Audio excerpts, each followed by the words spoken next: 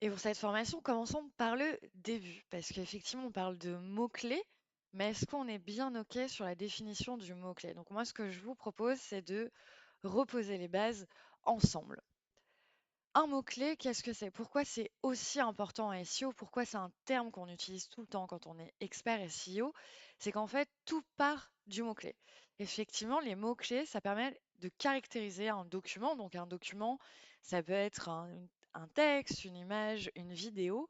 Et du coup, pourquoi on a besoin de caractériser un document? C'est que lorsqu'on vient interroger un moteur de recherche, on peut ainsi retrouver le document qui nous intéresse à travers notre requête.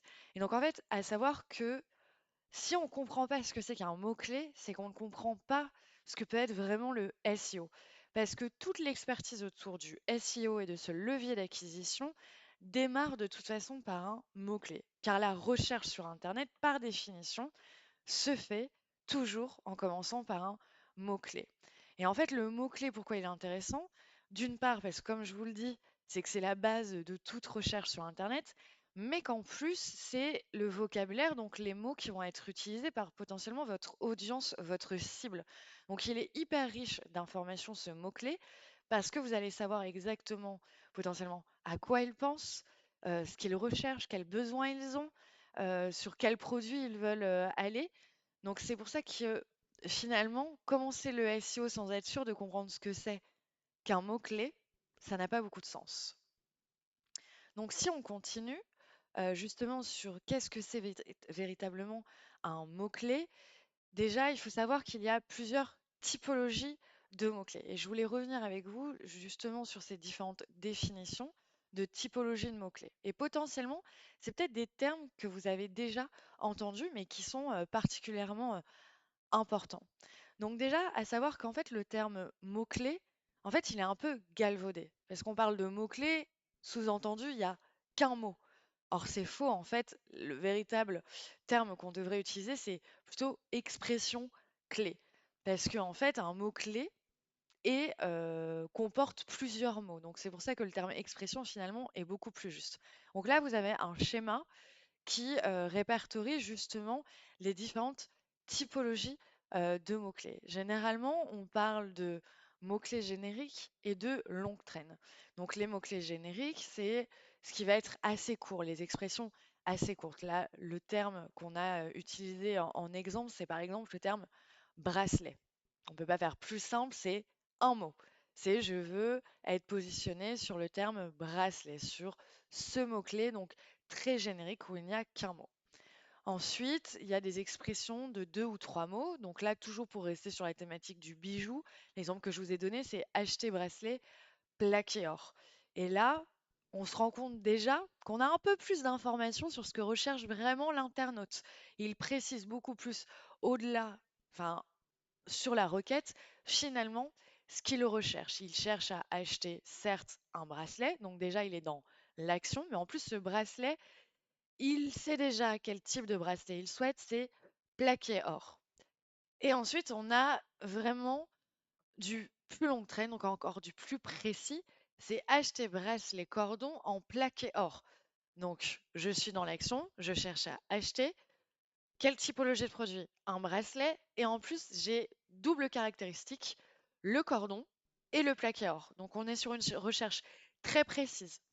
On sait exactement que si cet internaute-là tombe sur la bonne page de notre site qui propose exactement un bracelet en cordon en plaqué or, il y a de fortes chances que ça convertisse et que la personne effectue un acte d'achat.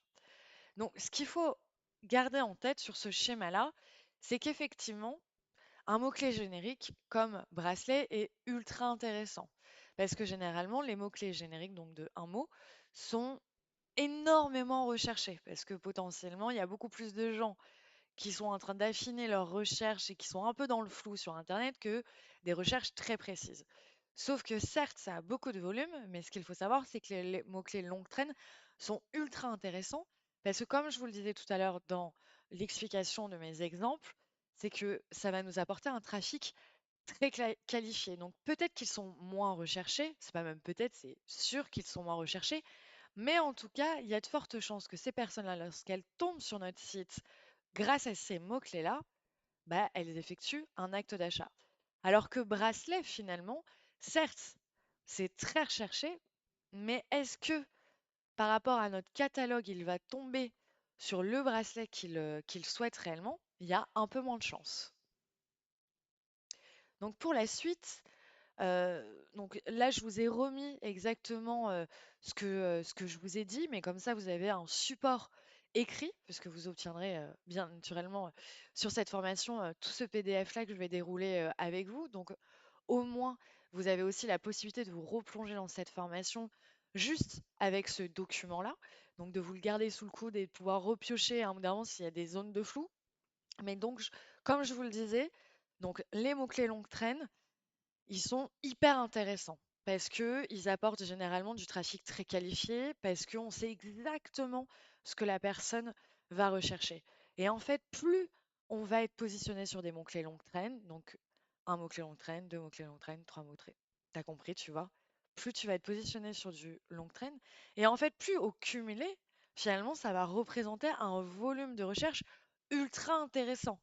Donc c'est pour ça qu'il faut jamais bouder le côté longue traîne, parce que finalement, au cumulé, ça peut représenter un volume de recherche très intéressant pour le site. Et comme je le disais une nouvelle fois, les mots-clés longue traîne, certes, ne sont peu recherchés, mais lorsqu'ils le sont, apportent un trafic très qualifié, donc source de business. Si on continue sur la typologie des mots-clés, je regarde par là parce que mon document est par là, ça me permet de passer les slides. Donc du coup, sur les mots-clés génériques, je vous ai donné tout à l'heure l'exemple de bracelet tout court. On en connaît plein, les mots-clés génériques. C'est par exemple, je tape Facebook, je tape YouTube, je tape Amazon, je tape Netflix. Donc c'est très peu informatif finalement. À travers ces requêtes-là, j'ai pas beaucoup d'informations sur ce que recherche réellement l'internaute. Ça reste assez flou. Mais les mots-clés génériques restent le saint graal de tous les sites internet. Pourquoi? Parce que le volume de recherche est énorme. Vous le voyez là hein, avec les termes. Alors, j'ai forcé le trait de manière volontaire pour qu'on se rende compte vraiment ce que les mots-clés génériques potentiellement représentent en termes de volume. Mais on le voit, hein, là, Facebook, c'est énorme, hein, c'est 79 millions de recherches, YouTube 61 millions. Donc être visible sur ce type de mots-clés très génériques, forcément ça fait rêver et forcément ça reste le saint graal. Donc c'est, vous doutez bien que généralement ces mots-clés-là pour être positionnés dessus, ça demande beaucoup de boulot et beaucoup de critères SEO auxquels il faut répondre. Ils sont d'un niveau de difficulté très élevé, très exigeant pour être positionnés dessus. Donc la compétition est particulièrement rude. Comment on peut se rendre compte que la compétition est rude? Notamment, si vous avez peut-être déjà entendu parler du KPI, le CPC, le coût par clic que vous retrouvez sur notamment le Keyword Planner qui permet aussi de piloter. Donc, c'est tout l'écosystème Google Ads qui permet de piloter les campagnes publicitaires, donc les campagnes Ads. Et c'est un KPI qu'on retrouve derrière chaque mot-clé, le coût par clic, le CPC. Et vous doutez bien que plus le coût par clic est élevé, et plus ça veut dire qu'il y a de personnes qui essaient de se positionner dessus. Donc du coup, c'est pas évident de se positionner sur des mots-clés génériques. Donc ça ne peut pas être le cœur de votre stratégie parce que sinon vous allez devoir attendre très longtemps, vous ne pouvez pas être focus que là-dessus. Donc si on part sur les autres typologies, heureusement il y en a d'autres parce que vu que ceux-là sont un peu compliqués, on va aller chercher d'autres mots-clés. Il existe d'autres mots-clés, notamment les mots-clés sous forme de questions. Donc très informationnels, où l'internaute cherche des contenus explicatifs, comme des tutos, par exemple, étape par étape qui t'expliquent une démarche. Généralement, les questions qui sont formulées dans les moteurs de recherche, je vous ai mis des stats très précises, elles sont toujours formulées d'une même façon. On va retrouver le comment. Comment faire pousser, par exemple, des tomates. Quoi? Quoi faire pousser dans un potager en hiver? Où? Où placer son potager dans son jardin? Pourquoi il ne faut pas planter de tomates en été? Qui pour me vendre, par exemple, bah, des graines? Donc voilà, c'est toujours à peu près la même formulation, hein. Dans la langue française, c'est vrai que on retrouve toujours ces termes-là au niveau des questions. C'est vrai que le comment marche très bien. Parce que comme je vous le disais au départ, on est très sur les requêtes questions, sur la recherche généralement de tutos. Donc, ce qui explique le comment, le étape par étape qui peut s'expliquer, enfin qui peut se formaliser sous format textuel ou même vidéo. Donc, les mots-clés euh, sous forme de questions sont hyper stratégiques en SEO. Pourquoi? Parce que vous allez vous positionner vous en tant que marque ou vous, pour votre client, en tant qu'expert. C'est-à-dire que je vais répondre aux interrogations de ma cible, je vais apporter une solution à leurs problématiques, je vais montrer que je sais très bien de quoi je parle et donc je suis expert sur mon domaine. Donc ça apporte une image de confiance quelque part parce que bah, vous montrez votre expertise. Donc c'est pour ça que ces mots-clés sous forme de questions sont très importants dans une stratégie SEO. Autre typologie de mots-clés qu'il ne faut surtout pas oublier et je crois qu'on a tendance à le faire parce qu'on va beaucoup parler de longue traîne, de mots-clés génériques, des mots-clés sous forme de questions comme je viens de le faire là, mais il y a d'autres mots-clés aussi qui sont intéressants de venir analyser et de connaître et qu'il ne faut jamais perdre à l'esprit. Par exemple, les mots-clés marque. Qu'est-ce que j'entends par mots-clés marque? C'est l'exemple que je vous donne là. Par exemple, vous êtes Isabelle Marant et bah, vous travaillez, votre SEO et vous voulez voir, bah, les mots-clés sur lesquels vous pourriez, vous positionner. Alors très bien, on va aller chercher des mots-clés génériques, on va aller chercher de la longue traîne, on va aller chercher du très informationnel à travers des questions. Mais ce qui est intéressant aussi, c'est d'aller récupérer les mots-clés qui contiennent le nom de votre marque. Pourquoi c'est intéressant pour vous ou pour votre client? Parce que comme ça, vous comprenez à quoi l'audience associe votre marque. Et je peux vous jurer par expérience que vous pouvez avoir de sacrées surprises. De tiens, en fait, ma marque est hyper associée à cette typologie de produit, alors que c'est pas du tout mon best-seller. Donc ça peut aussi donner des billes d'un point de vue business de ah bah, visiblement, je suis très associée à ce produit-là, ça se trouve, il y a quelque chose à faire, à développer en plus, peut-être des fonctionnalités, des options, peut-être à mettre plus en valeur visiblement sur mon site parce que c'est ce que vraiment recherchent les internautes quand ils pensent à ma marque. Donc potentiellement un levier business supplémentaire que je peux accélérer. C'est pour ça que le SEO, ça a aussi une vertu très marketing. C'est bien pour ça qu'on est sur un levier d'acquisition hein, quand même. Donc c'est très marketing parce qu'on peut avoir plein de billes sur le positionnement du marque et finalement comment notre marque elle est perçue. Donc surtout n'hésitez pas à aller jeter un œil et à récupérer ces mots-clés marques parce que vraiment en termes d'insight marché et produit ça peut être hyper intéressant. Ça peut être intéressant aussi d'un point de vue réputation. C'est vrai qu'on peut voir que souvent on va rechercher le nom d'une marque plus les avis. Donc c'est toujours intéressant d'aller voir ce qui se positionne sur ce type de requête-là et potentiellement quelque chose qui est un petit peu moins sympa en termes de réputation et du coup qu'il faudrait travailler en termes de e-réputation. Donc ça peut vraiment donner des billes aussi sur un ajustement de réputation et de communication pour votre marque. Donc ça, c'est un premier lot à ne surtout pas oublier. Le deuxième lot aussi qui est hyper intéressant de type de mots-clés, c'est les mots-clés locaux. Donc par exemple, je suis une agence de location de voitures et en tapant location voiture, je vais me rendre compte que finalement les gens, après avoir tapé location voiture, ils vont préciser la ville où ils souhaitent faire cette location parce que c'est un service de proximité. Donc on cherche une agence généralement proche de chez nous ou en tout cas quelque chose qu'on va pouvoir, une voiture qu'on va pouvoir aller récupérer proche de chez nous. Et en fait, c'est hyper intéressant quand on est dans un écosystème très dans le local et le service de proximité, de savoir finalement les villes qui sont le plus recherchées autour de notre activité. Ça nous permet de prioriser certaines villes et ça va nous permettre, là je vais aller un petit peu plus loin sur la stratégie SEO, mais potentiellement d'aller travailler des pages locales de notre site avec une vraie descente locale où je vais dire, bah voilà, mes agences, par exemple en Île-de-France, et après je vais faire une descente de mes agences à Paris, mes agences à Puteaux, mes agences par exemple à Colombes ou à Agnières-sur-Seine. Enfin voilà, de vraiment faire une descente locale. Et justement, c'est un travail qui est très important, qui peut représenter beaucoup de temps dans le développement de ces pages. Donc autant connaître d'avance ce qui est particulièrement cherché par les internautes pour prioriser notre travail et nous donner des billes aussi sur bah, les localisations à créer. Parce qu'au moins là, vous êtes sûr que vous ne vous trompez pas parce qu'ils sont recherchés et que c'est pas simplement pour bah, étendre sa localisation sur une carte de France. J'ai des billes, c'est recherché, donc c'est pertinent que je vienne travailler mon SEO d'un point de vue local. Donc voilà, hyper important de ne pas oublier ces deux typologies-là qui peuvent être source d'insights ultra importantes. Mais là, je viens de vous parler effectivement de typologie de mots-clés. Donc si je le répète, on a parlé du générique, de la longue traîne, des mots-clés marques, des mots-clés plutôt SEO local et de localisation, mais ça à ne pas confondre avec l'intention de recherche.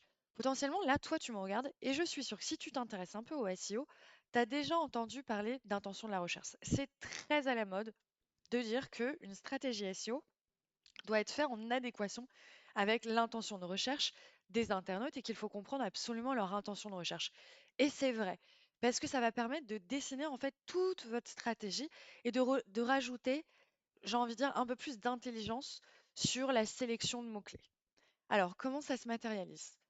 Déjà, qu'est-ce que l'intention de recherche? Parce que c'est bien beau de l'avoir entendu pas potentiellement sur différents réseaux sociaux, mais qu'est-ce que c'est? Parce que moi, je suis sûre que parfois on peut s'y perdre et que parfois les choses sont pas très claires justement entre la typologie de mots-clés et vraiment ce que c'est que l'intention de recherche. En fait, l'intention de recherche, c'est de comprendre quel est l'objectif de l'utilisateur suite à sa requête. Sur quoi exactement il veut tomber comme type de page. Est-ce qu'il veut tomber sur des pages de vente? Est-ce qu'il veut tomber sur des pages informationnelles? Est-ce qu'il veut tomber sur du comparatif? Je vous spoil un peu sur ce que je vais vous dire juste après. Donc c'est vraiment de comprendre ce qui se cache derrière un mot-clé. Et pourquoi c'est important finalement de comprendre ce qui se cache derrière un mot-clé?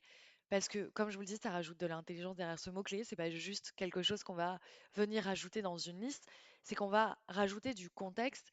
Et quand on rajoute du contexte et qu'on vraiment on se pose sur ce que l'internaute recherche, ça nous permet d'être beaucoup plus pertinent sur les types de pages à créer sur le site. Donc c'est pour ça que c'était important d'en parler aujourd'hui. Donc sur les intentions de recherche, on a plusieurs intentions de recherche que je vous ai bien catégorisées. Oui, c'est bien ça, catégorisées. Donc déjà la première, c'est l'intention de recherche informationnelle. C'est quand effectivement l'internaute recherche plutôt des informations et n'est pas forcément dans une action d'achat ou de réalisation d'un projet. On est plus d'un point de vue un peu contemplatif où on est potentiellement au début d'un sujet qu'on ne maîtrise pas encore, mais sur lequel on s'interroge. Et donc, je vous ai donné des exemples de requêtes. Qu'est-ce que des requêtes à type intention de recherche informationnelle? Ça va être la fameuse requête à question. Donc, comment fonctionne une enceinte connectée? Donc ça, c'est très facilement identifiable que c'est de l'informationnel parce qu'on retrouve cette typologie de questions avec le fameux comment. Et par exemple, entretien plante d'intérieur. Donc là, on est sur une requête beaucoup plus courte. C'est pas forcément une question, c'est pas formulé comme ça, mais en tout cas, on comprend qu'on cherche des informations sur comment entretenir une plante d'intérieur, que ce soit au niveau de l'arrosage, au niveau du terreau, tout ça. Donc on est dans de l'information. Donc l'intention informative, ici, sur ces deux exemples, elle est hyper claire. On se rend compte, comme je vous le disais, souvent c'est sous forme de questions. Donc, quand c'est sous forme de questions, vous ne vous posez pas de questions, j'ai envie de vous dire, c'est forcément une intention de recherche informationnelle. Donc, vraiment, style conseil. Et du coup, le type de contenu qui va se positionner, en tout cas que Google ou les moteurs de recherche vont positionner à travers ces intentions de recherche informationnelle, en toute logique, ça va être plutôt des sites à contenu éditoriaux, donc des guides, des tutoriels. On va retrouver aussi des sites médias qui font énormément d'éditorialisme et donc du coup très informationnel, assez long, potentiellement avec des diaporamas photos et du texte bien structuré. On va retrouver des blogs aussi, on va retrouver des PAA. Les PAA, c'est les blocs de texte que vous retrouvez. Vous l'avez là en exemple ici, c'est les autres questions posées. Donc généralement, il y a ce type de résultat sur les requêtes de type intention de recherche informationnelle. Il y a ce type de résultat qui va se positionner dans Google. Effectivement, parce que ça permet, bah, peut-être que tu as eu une question là qui t'a popé, mais peut-être que tu t'en poses plusieurs et ça permet de passer d'une question à l'autre et finalement de bien maîtriser un certain sujet.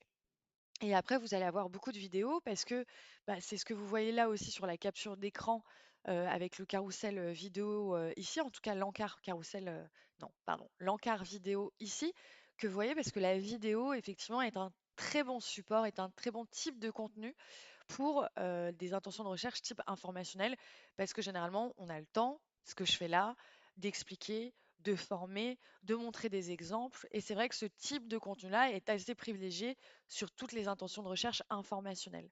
Donc sur tous ces résultats-là, enfin ce type-là, c'est important de le garder en tête. On cherche à donner de l'information, on cherche à être expert, on cherche à être précis et à être dans le détail. Donc vous pouvez soit le développer sous format vidéo, soit par réponse aussi courte pour donner une réponse assez instantanée aux consommateurs et aux utilisateurs. Donc ça aussi, c'est très apprécié. Donc voilà, j'espère que c'est clair pour vous tout ce qui est intention de recherche informationnelle. Ensuite, on a l'intention de recherche commerciale. Le commercial, c'est ce qu'on va appeler des types de requêtes un peu comparatives. C'est-à-dire que je suis potentiellement, je prévois, c'est ça, d'être dans l'action, donc potentiellement d'acheter, mais j'ai besoin encore d'être convaincu. J'ai besoin qu'on me guide justement dans cet achat parce que je suis un peu perdue. Et j'ai besoin encore de caractéristiques, de critères pour m'aider à faire mon choix. Donc c'est pour ça qu'on va classer les types de requêtes comme meilleure enceinte Bluetooth, avis enceinte Bluetooth ou comparatif enceinte Bluetooth dans le type commercial. Donc à travers ces intentions de recherche commerciale, on retrouve beaucoup ce que moi je définis comme des guides d'achat. En fait, on va produire du contenu guide d'achat sur ce type de mots-clés-là pour répondre à cette intention de recherche-là. Donc vraiment, où on va comparer plusieurs produits, on va, pourquoi pas, comparer le prix, les différentes fonctionnalités, les différentes cibles à qui s'adressent, notamment je pense à des tableaux comparatifs d'outils. Donc voilà, c'est très concret. On va chercher effectivement à mettre en opposition plusieurs solutions pour, comme je vous le disais, guider dans l'acte d'achat le consommateur. Donc, généralement, sur ce type de requête-là, on va retrouver plusieurs typologies de concurrents. On va retrouver effectivement des résultats déclenchés avec des guides comparatifs, comme je vous le disais là.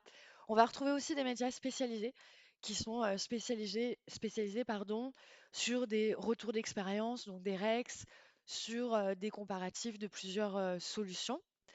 Et aussi des PA, hein. On retrouve aussi ce côté-là parce que finalement, entre l'intention de recherche commerciale et l'informationnel, parfois, bah, on est quand même, encore une fois, sur des typologies de requêtes qui sont quand même très dans le recherche de conseils et d'avis. Donc, du coup, on retrouve encore une fois cet encart-là de PA sur le fait que bah, potentiellement tu te poses des questions, encore une fois, sur les différentes caractéristiques et fonctionnalités. Donc, c'est pour ça qu'on retrouve ces types de contenus-là aussi dans Google. Autre intention de recherche, la transactionnelle. Et ça, celle-ci, on l'aime beaucoup, surtout quand on est e-commerce, parce que ça veut dire money, money. Généralement, ça va être source de business et de développement du chiffre d'affaires. Du coup, bah, alors là, sans surprise et je pense que ça fait sens, pour toi, là, qui m'écoute, mais donc on va retrouver des typologies de requêtes comme achat enceinte Bluetooth, le prix, la promo. C'est ce type de vocabulaire-là, donc très e-commerçant, très lié au prix, à l'acte d'achat qu'on va retrouver dans l'intention de recherche transactionnelle. Donc là, très clairement, la personne, elle est plus en train de vouloir des informations, s'intéresser au sujet. Elle est plus en train de comparer différentes solutions. Elle cherche plus à se faire convaincre. Là, elle veut du listing produit, elle veut avoir le choix entre différents produits, elle veut clairement de la fiche produit. Donc c'est là-dessus où il va falloir soigner son SEO pour être positionné sur des requêtes à type intention de recherche transactionnelle. Très clairement, on ne va pas aller positionner des articles de blog. C'est clairement à travers le catalogue et les fiches produits qu'on va travailler ce type d'intention de recherche. Mais du coup, tout à l'heure, si on fait le point, parce que j'ai pas oublié ce que je vous ai dit, bien sûr, je veux rester le plus logique et cohérente possible pour vous. Tout à l'heure, je vous ai parlé des différentes typologies de requêtes. Mais c'est vrai qu'on a parlé du mot-clé générique, le fameux mot-clé recherché des millions de fois. Mais du coup, il y a quelle intention de recherche en fait derrière ces mots-clés-là? Bah, en fait, il y en a pas beaucoup. C'est la caractéristique, la spécificité des mots-clés génériques. C'est pour ça que c'est cool hein, de les avoir en Saint Graal. Mais encore une fois, c'est très compliqué de se positionner dessus parce qu'on ne comprend pas bien ce que recherche l'internaute. Donc du coup, on ne sait pas si pour aller cibler ces mots-clés, je vais plutôt partir sur de la création, de l'optimisation de guides d'achat, plutôt les fiches produits, plutôt les listings, plutôt du blog, plutôt de qu'est-ce qu'il y a encore des tableaux comparatifs, de la vidéo très tuto. Bah, en fait, c'est très compliqué parce que bah, à travers, par exemple, le terme bracelet, est-ce qu'il cherche à les faire soi-même? Est-ce qu'il cherche à les réparer? Est-ce qu'il cherche comment l'entretenir? Est-ce qu'il cherche une typologie de bracelet bien spécifique? C'est très compliqué. Donc du coup, c'est pour ça que sur les pages de résultats, sur les mots-clés génériques, souvent on retrouve différentes typologies de contenu parce que bah, Google il se dit bah je vais lui proposer un peu de tout et c'est lui qui va choisir après coup. Donc c'est pour ça que c'est bien d'avoir en tête des mots-clés génériques, mais encore une fois, ça ne peut pas être le cœur de votre stratégie. Ça peut être un objectif à long terme et de voir comment on monte au fur et à mesure sur ces mots-clés génériques, mais d'aller faire une strat complète SEO sur du mot-clé générique, bonne chance. Moi, perso, bah, quand j'ai pas l'intention de recherche derrière, c'est beaucoup plus compliqué d'aller se positionner dessus et finalement de répondre aux besoins de l'internaute.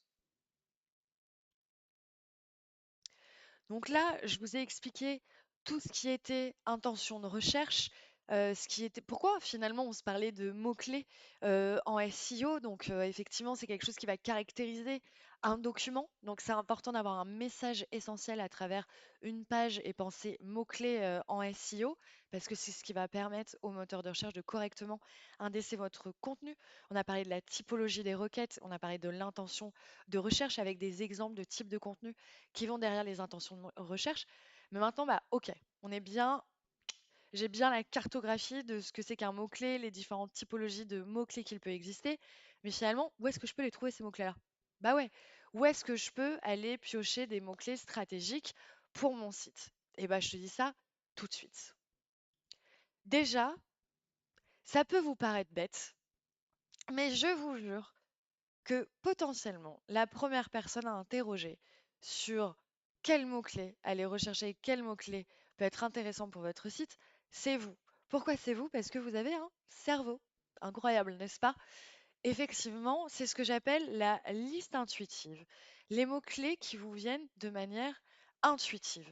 Parce que potentiellement, si toi là, tu es expert SEO et que tu m'écoutes et que tu travailles, je sais pas, pour un e-commerce qui vend des baskets, je suis sûre que toi aussi, un jour dans ta vie, tu as recherché des baskets parce que tu voulais t'acheter des baskets. Et bah pose-toi la question. Qu'est-ce que je taperais si je recherchais des baskets? Qu'est-ce que j'ai déjà tapé quand j'ai cherché à acheter des baskets ou à m'informer sur des baskets? Donc potentiellement, toi, alors que tu es expert SEO, tu es la cible de ton client. Donc du coup, si tu es la cible de ton client, potentiellement, hyper intéressant de savoir ce que tu as dans la tête de manière intuitive. Donc moi, ce que je vous recommande quand vous construisez votre liste de mots-clés, c'est faites-vous confiance. Potentiellement, les premières idées qui te viennent en tête quand tu penses au secteur d'activité de ton client, note-les toi, parce que c'est des mots-clés potentiels stratégiques. Ensuite, donc ça, c'est la première source. Ensuite, va regarder tes concurrents. Bah ouais, tes concurrents, le but c'est de les battre. Le but c'est de faire mieux. Alors moi c'est ce que je dis toujours, faut pas copier ses concurrents, il faut faire mieux. Mais effectivement, on peut s'inspirer. Et potentiellement, bah là, t'es par exemple, je reprends mon exemple de tout à l'heure de agence de location de voitures. Potentiellement, bah t'es une agence de location de voitures, l'un de tes concurrents c'est Sixt, va regarder ce que Sixt fait sur son site. Tu peux bah, piocher des mots-clés juste déjà dans la navigation. Tu vas le voir à travers les mots-clés qu'il répète souvent, à travers ses titres. Il y a peut-être des termes qui vont revenir. Donc du coup, hop, tu vas pouvoir compléter ta liste de mots-clés en te trimballant sur plusieurs sites concurrents. J'insiste sur le côté plusieurs sites concurrents. N'allez pas forcément voir qu'un site, parce que potentiellement le site que vous avez choisi, il n'est pas très bon niveau SEO. Potentiellement, il n'a jamais travaillé. Et du coup, tout ce travail de mots-clés là que toi, tu es en train d'apprendre, lui, il l'a jamais fait. Donc, ça serait dommage d'aller piocher des idées qui sont mauvaises chez un concurrent. Donc, pour éviter bah, ce risque-là, ce que je te recommande, c'est au moins de faire cet exercice, de naviguer sur et d'analyser au moins 3 sites concurrents pour que tu aies quand même une vue un peu macro et que tu ne tombes pas dans le piège de ah bah merde, en fait, je suis allé voir un site qui n'était pas tip top en termes de mots-clés. Ensuite, la deuxième source que moi j'adore, j'adore particulièrement, c'est les forums.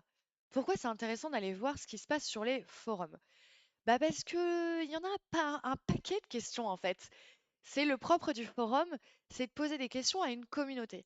Donc du coup, si tu veux savoir vraiment les problématiques de ta communauté, pardon, si tu veux connaître les questions qu'ils se posent, si tu veux savoir quelle solution ils cherchent, va voir du côté des forums, c'est réellement une mine d'or. Alors, ce que je te recommande pour gagner un petit peu de temps, c'est que, alors, tu peux aller directement, peut-être que toi, tu as en tête différents forums qui sont assez connus. Je pense notamment sur la santé, santé féminine, tu as Au Féminin qui est un très gros forum. Donc, il y a certains forums qui font autorité dans certains secteurs d'activité. Donc, certes, ça, tu peux te faire une liste et aller piocher dans cette liste-là pour constituer ta liste de mots-clés. Mais ce que tu peux faire aussi pour gagner du temps, c'est que tu vas faire une commande dans Google où tu vas mettre in title, INTITLE, tout attaché, deux points. Par exemple, tu travailles pour un site de jardinage, tu tapes jardinage, donc tout attaché, hein, in title, deux points, jardinage, tout attaché, sans espace. Et après, tu fais un espace et tu tapes forum. Et en fait, qu'est-ce que du coup tu indiques à Google? C'est que tu veux retrouver tous les résultats où dans le titre il y a le terme jardinage qui viennent des forums. Et donc là, il va te lister tous les résultats qui proviennent des forums et qui parlent du terme que tu lui as indiqué, in title, là en l'occurrence, jardinage. Et tu vas voir que tu vas avoir une mine d'or et différentes questions du coup qui vont apparaître sur le jardinage. Et ça, je trouve que pour tout le côté informationnel et vraiment d'être proche, c'est vraiment comme ça qu'on arrive à être proche finalement de son audience et de répondre à ses besoins. Ça, ça passe par ce type de source de mots-clés. Donc ça, c'est la deuxième. La troisième, c'est les suggestions de Google. Donc les suggestions de Google, c'est ce que tu vois là sur la capture d'écran. Elles se matérialisent notamment par les petites loupes qui se mettent tout en bas de ta page de résultats, qui te dit, bah, ok, tu as tapé un mot-clé, tu as vu les résultats, bah, peut-être que tu n'as pas trouvé ce qui t'allait. Donc moi, ce que je te propose, c'est peut-être d'affiner un peu plus ta requête. Donc là, il va t'indiquer différents mots-clés qui peuvent être intéressants. Pourquoi c'est intéressant d'aller regarder ces suggestions de Google? Parce que bah, s'il les fait apparaître, c'est qu'il a vu que régulièrement, les gens utilisaient ces suggestions-là pour affiner leur requête ou que c'était régulièrement tapé dans sa barre de recherche. Donc, ça veut dire que c'est un sujet, une thématique, une expression qui revient régulièrement sur ton audience. Donc c'est pour ça hyper intéressant. Généralement, en plus, c'est assez complet et ça peut donner énormément d'idées en plus pour constituer sa liste de mots-clés. Donc les suggestions, tu les retrouves en bas de page de résultats, mais tu les retrouves aussi ce qu'on appelle l'auto-completion. C'est que quand tu commences à taper, je suis sûre que tu l'as déjà vu, hein, mais quand tu commences à taper un mot-clé, il va te proposer automatiquement de compléter, il va te faire des suggestions pour compléter tes mots-clés et donc il va te faire un petit peu une liste. Et ça, cette liste-là, elle est hyper intéressante à récupérer parce que pareil, il est en train de t'indiquer, en fait, te nourrir que sur ce sujet-là, par exemple, le jardinage, bah, il va te marquer le jardinage, légumes d'été. Ah ok. Donc en fait, le légume d'été, tout ce qui va être les légumes d'été va particulièrement intéresser mon audience. Ok, visiblement, ils recherchent pas mal ça. Donc peut-être que la saison d'été, peut-être quelque chose qu'il va falloir que je pousse, moi, en SEO, parce que visiblement, très recherché. Tu vois un peu le mindset qu'il faut avoir et la lecture qu'on peut avoir à travers les suggestions de Google. Et ensuite, deux autres sources à ne surtout pas oublier, qui sont elles un peu plus techniques, un peu plus automatisées, c'est que potentiellement, alors soit tu es une marque, là tu m'écoutes, et ça se trouve, tu as quelqu'un qui te fait tes campagnes SIA, ce qu'on appelle des campagnes ads aussi, du Google Ads. Et lui, il va utiliser aussi des mots-clés, donc du coup à travers ses annonces. Et c'est hyper intéressant d'aller chercher du coup dans cet outil-là, dans cet espace-là Google Ads, les différents mots-clés des campagnes SIA. Et toi, bah là, si toi tu es expert SEO et que tu travailles conjointement sur un projet avec un expert SIA, bah effectivement, va chercher, demande à pouvoir accéder justement à tous ces espaces-là pardon, de campagne SIA parce que ça va être une source de mots-clés hyper intéressant. Pareil, après, tu as les outils. Tu as différents outils sur le marché qui te permettent d'accélérer un petit peu plus toute la recherche de mots-clés.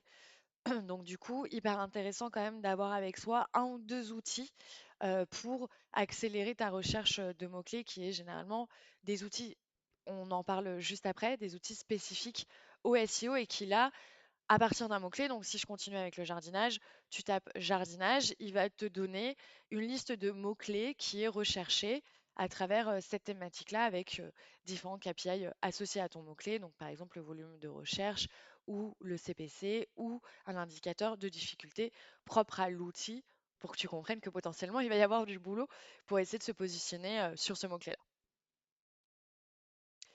Et justement, en parlant d'outils, parce que c'est cool que je te dise que les outils peuvent être une source de mots-clés intéressante, mais je comprends que tu te dises, bah ouais, mais moi j'aimerais bien une liste de d'outils sur lesquels je vais pouvoir travailler mes mots-clés. Et bah c'est ce que je te fais tout de suite. Et j'ai essayé de te classer ça par typologie pour que ça soit le plus clair possible pour toi. Déjà, les premiers, c'est les incontournables outils SEO. C'est les deux que tu vas entendre généralement le plus souvent dans le SEO. Tu as deux outils qui sont clairement concurrents et qui proposent exactement la même chose. Certes, l'interface n'est pas pareille, par exemple, Ahref a une fonctionnalité du côté netlinking qui est un peu plus poussée, je trouve, que le SEMrush. Chacun a ses petits points forts, chacun a ses petits points faibles. Mais en fait, quand tu check tout ça et que tu coches les différentes fonctionnalités, les deux s'équilibrent. Donc, il n'y a pas d'erreur à aller soit à choisir Ahref, soit SEMrush. C'est des valeurs sûres, c'est des incontournables. Et donc, du coup, qui dit incontournable? Bah, forcément, ils ont des grosses parties fonctionnalités sur les mots-clés et donc ils vont t'aider à travers justement le Keyword Explorer sur Ahref et le Keyword Magic Tool à trouver des idées de mots-clés et à construire cette liste de mots-clés-là. Donc toi, tu le rentres ce que j'appelle un mot-clé parent, donc ton idée de base, donc généralement très générique, jardin, jardinage, où tu peux rajouter deux, trois mots-clés. Et à partir de là, il va te proposer une liste de mots-clés. Donc ça, c'est les incontournables et tu ne peux pas te tromper en choisissant ces outils-là. Après, on va pas se mentir, qui dit incontournable dit que ça a un certain prix et du coup, c'est assez cher et c'est un investissement. Donc moi, je comprends que potentiellement, si tu débutes en SEO, tu puisses pas tout de suite avoir ces outils-là à disposition et que tu préfères d'abord voir ce que tu peux, comment tu peux te débrouiller en SEO avant d'aller investir sur des outils qui coûtent assez cher. Tout à l'heure, je te disais que justement, ça se trouve, tu fais des campagnes ads avec un expert SIA ou tu travailles sur un projet conjointement avec un expert SIA et du coup, tu as la possibilité d'avoir un Google Ads où tu pilotes tes campagnes. Mais aussi, de manière gratuite, tu as la possibilité d'avoir cette interface-là, Google Ads. Et sur Google Ads, tu as un... Donc là, je t'ai donné le chemin. Je l'ai fait aussi tout à l'heure pour que ça soit le plus clair et le plus didactique possible pour toi. Donc, tu vas dans Outils et paramètres, outils de planification de mots-clés, trouver de nouveaux mots-clés.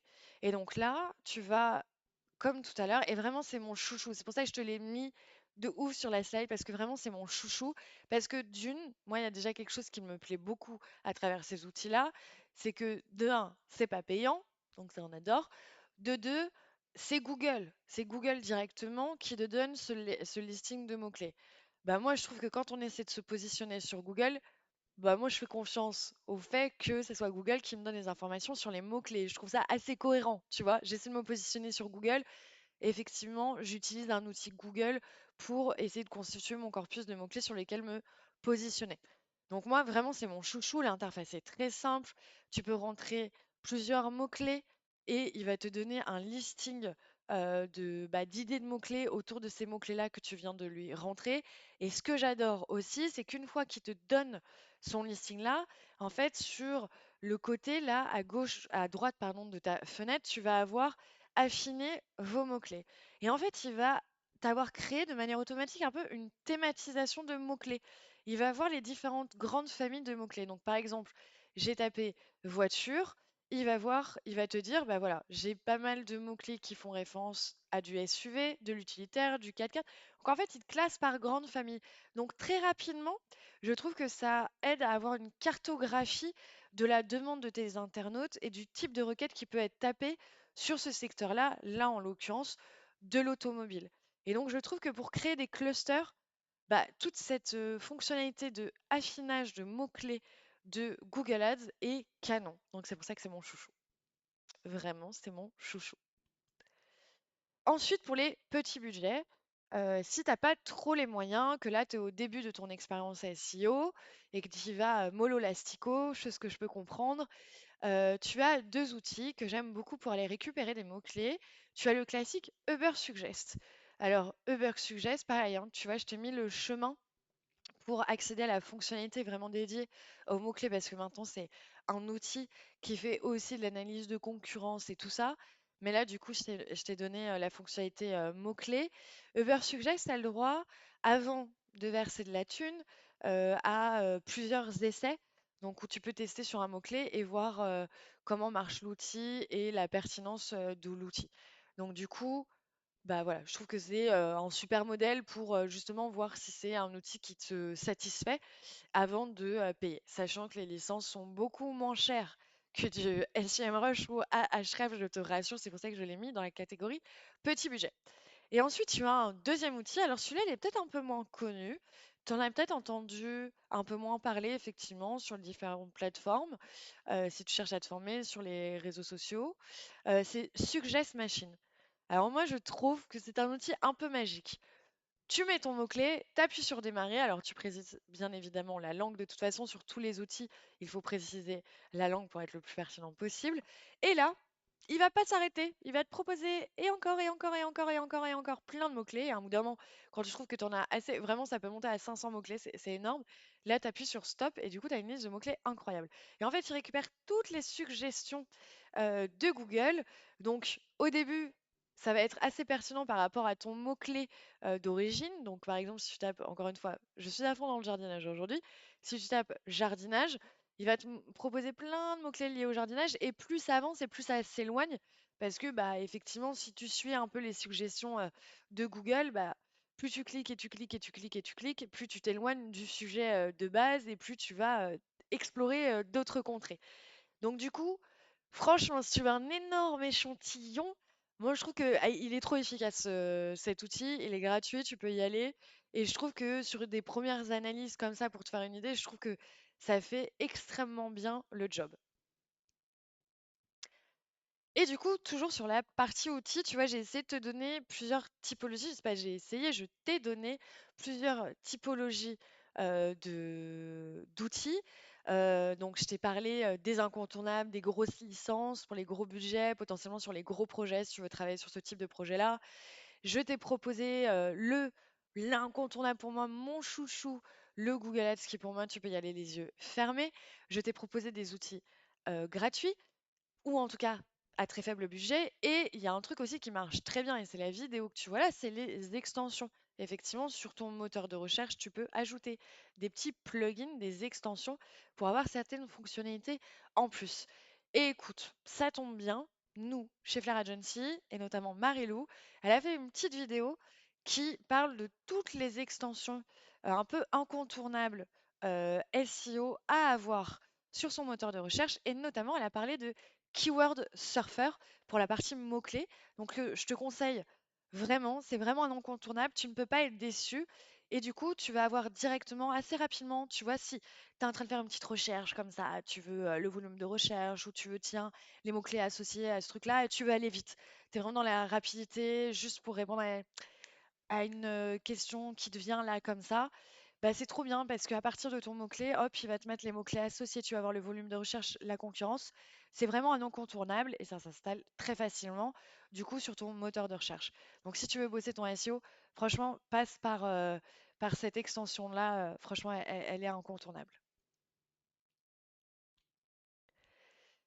Autre outil, et là, d'un seul coup, c'est beaucoup plus spécialisé et qui fait directement le pont à ce que je t'ai dit tout à l'heure sur la partie bah, justement typologie de la requête et intention de recherche. Je t'ai parlé des typologies de requêtes sous forme de questions et d'intention de la recherche informationnelle. Et justement, pour aller récupérer toutes ces questions-là, bah, il y a deux outils que je te propose pour toi. C'est Asking Franklin et Answer the Public. Alors, potentiellement, tu connais peut-être déjà Answer the Public qui a plus de notoriété et qui existe depuis plus longtemps. Alors malheureusement, avant il était gratuit, maintenant il est devenu payant. Pareil, tu as quelques tests de requêtes pour pouvoir tester l'outil avant de insérer ta carte bleue. Ça reste à un prix raisonnable, rassure-toi, on n'est pas sur les prix de Ahref et de SEMrush avec ses grosses licences. Mais franchement, c'est canon. Tu rentres ton mot-clé et là, il va venir. C'est la capture aussi que tu vois sur Asking Franklin. Franchement, c'est du pareil au même, ces deux outils. Il va venir avec bah, justement les différentes répartitions que je vous avais faites tout à l'heure, le comment, le où, le quand. Bah, à travers ces allocutions, bah, justement, les différentes questions qui peuvent se poser. Donc, tu as une cartographie hyper complète de toutes les questions que peuvent se poser les internautes. Je trouve que même au-delà du SEO, je trouve que les gens devraient le connaître parce que ça permet, tu sais, de faire un peu du social listening. Alors, même si c'est pas totalement ça, de comprendre en tout cas ce qui peut se dire sur la toile et les questions qui peuvent se dire sur la toile. C'est hyper complet, tu peux exporter, donc vraiment avoir un fichier de travail directement après avec ces outils. Pourquoi je t'ai mis Asking Franklin alors que Answers the Public est le plus connu? Parce que Asking Franklin, Cocorico, c'est un outil français et je trouve ça toujours cool d'aller soutenir les outils français à travers nos différentes formations. Et franchement, les deux se valent. Et moi, j'adore Askin Franklin. Je trouve que leur interface, elle est canon. Donc voilà, ça c'est pour toute la partie informationnelle. Tu peux y aller. Et donc, on passe au prochain chapitre qui est bah, quels mots-clés sélectionner pour ta stratégie. Donc là, je le répète, on a vu ce qu'était un mot-clé, les différentes typologies, les différentes intentions, de comment j'allais les récupérer finalement ces mots-clés maintenant que je comprends ce que c'est et ce qu'ils peuvent dire, où est-ce que je peux aller choper ces mots-clés-là. Et maintenant, bah, c'est OK. Donc là, j'ai une liste de mots-clés incroyable, mais en fait, finalement, vraiment, lesquels je vais sélectionner moi pour mon business. Comment je fais pour sélectionner les bons mots-clés pour ma stratégie SEO? Eh ben, on y va tout de suite. Effectivement, pour faire une bonne sélection de mots-clés et construire un vrai corpus de mots-clés hyper stratégiques sur lesquels vous allez pouvoir vous positionner, il y a des règles à suivre et surtout des pièges dans lesquels il ne faut pas tomber. Effectivement, votre liste de mots-clés, elle doit inclure des synonymes. En effet, parfois, on peut avoir, enfin, moi, je sais que ça m'est déjà arrivé et je l'ai déjà observé, on peut avoir ce biais où bah, la personne nous dit qu'elle vend par exemple des portes et donc je ne vais chercher des mots-clés qu'autour du terme porte ou je vais essayer de ne cibler que des termes autour de porte. Même exemple avec le canapé. Et c'est une erreur parce qu'en fait, bah, la langue française est quand même très riche et finalement, il y a plein de champs sémantiques connexes à aller chercher pour construire son corpus de mots-clés. Donc, par exemple, sur porte, il ne faut pas oublier d'aller explorer les champs sémantiques autour du portillon, du portique, du porche, de l'entrée, du sas, du passage. Et en fait, c'est ce qui va faire qu'on va avoir un champ sémantique très riche, un vocabulaire très riche, et qu'en fait, on va couvrir de manière sémantique de façon très large et se positionner aussi en tant qu'expert et couvrir vraiment tout le secteur grâce à cette richesse sémantique qu'on aura détectée dans notre liste de mots-clés. Donc vraiment, ne vous focalisez pas, et c'est l'erreur ultra commune qu'on peut faire de se focaliser uniquement sur le mot-clé de départ et d'oublier en fait toutes les autres opportunités sémantiques et cette richesse sémantique. Vraiment, la richesse sémantique, c'est la clé pour avoir une stratégie éditoriale justement pas basico-basique, bourrin de mots-clés, mais vraiment utiliser tout le vocabulaire ultra riche pour se positionner sur l'ensemble du secteur de votre activité. Donc ça, c'est un point vraiment qui vous aide à faire cette sélection et faire cette sélection de manière correcte. Autre point dont on m'a souvent parlé et sur lequel j'ai été aussi confrontée, notamment si vous utilisez, là pour le coup, c'est un exemple de l'outil SEMrush.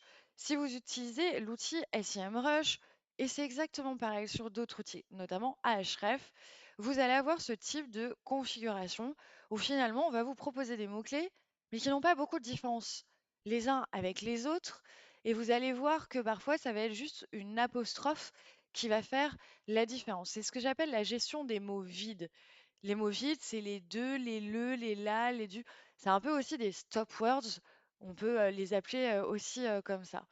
Et donc, du coup, bah, moi, ce que je vous conseille, c'est de ne pas garder une multitude dans votre sélection de mots-clés, une multitude de mots-clés finalement qui n'ont que ça de différence. Ces petits stop words, un D apostrophe, un le, un la, car finalement, ça parasite un peu votre liste de mots-clés. Parce que est-ce que votre stratégie, elle va être différente entre taxe d'habitation et taxe habitation? Pas vraiment. Donc du coup, ça sert à rien de se faire des listes longues comme le bras avec une déclinaison avec aussi peu de différence parce que ça ne changera pas foncièrement du coup votre stratégie SEO. Gardez ce qui est le plus français.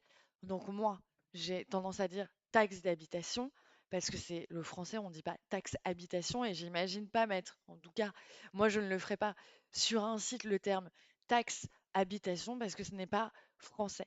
Donc gardez ce qui est le plus français et ne vous encombrez pas, nettoyez votre liste de toutes ces déclinaisons. Vous pouvez en garder qu'un ou deux et basta cosy, ça suffira entièrement pour votre stratégie SEO.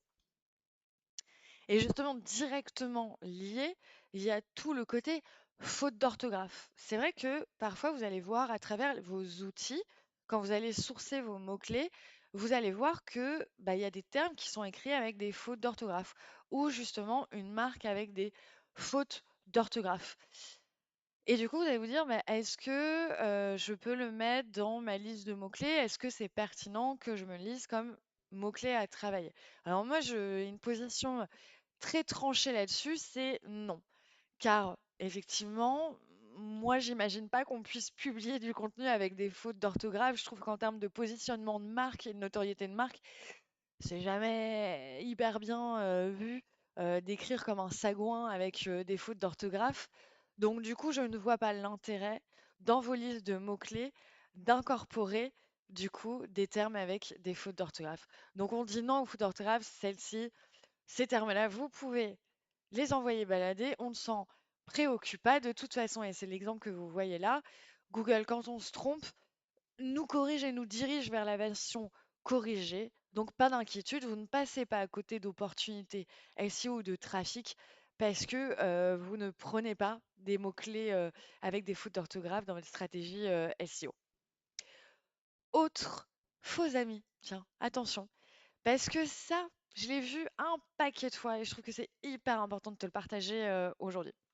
Effectivement, exemple très concret, j'ai travaillé notamment pour un chapelier. Donc un chapelier, c'est un atelier qui produit des chapeaux, qui confectionne des chapeaux. Et dans les différentes formes de chapeaux, il y en a beaucoup, c'est très divers les chapeaux. C'est vraiment un art à part entière. Il y a notamment les chapeaux cloches. Donc c'est une forme de chapeau très particulière autour de la tête.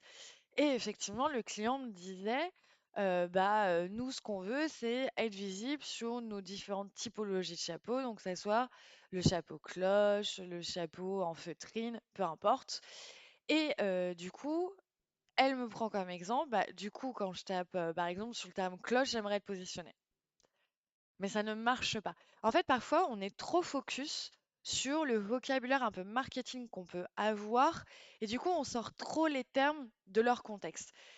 Pour le coup, positionner cette marque-là sur le terme cloche n'aurait eu aucun sens. De un, j'aurais eu toutes les difficultés du monde. De deux, je suis pas sûre que ça leur apporte beaucoup de trafic. Parce que quand on tape cloche, et c'est l'exemple que vous avez là avec la page de résultats Google, on se rend bien compte qu'on est plutôt sur une définition de mots, donc du pratico-pratique sur du français. On se rend compte que on a du Wikipédia, donc qui va potentiellement parler plutôt d'un point de vue historique des différentes cloches, des églises. Donc on n'est pas du tout dans de la mode, encore moins dans du chapeau. Donc ne faites pas l'erreur, parfois, prenez un peu de recul et dites-vous, non mais est-ce que ça a un sens vraiment que je me positionne sur ça? Non, ça n'a pas beaucoup de sens.